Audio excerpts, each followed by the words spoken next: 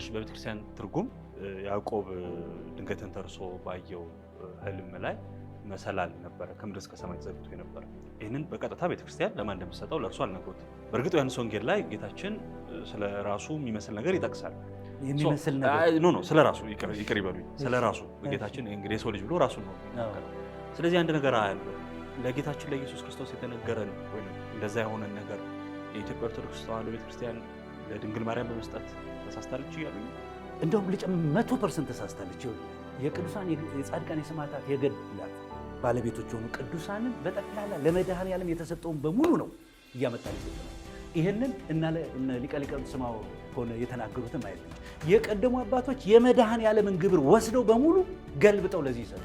ይሄ ዛሬም በገድል በዚቅ በምናምን ያለቁ ነገር ነው። ለክርስቶስ የተሰጠውን ነገር ለድንግል ማርያም፣ ለክርስቶስ የተሰጠውን ለተክለ ሃይማኖት መስጠት የተለመደ በቤተ ክርስቲያኒቱ ውስጥ ይሄ ትርጓሜ ይሄ የአጻጻፍ ስልት ነው ቤተክርስቲያኒቱን ገደል የከተተው።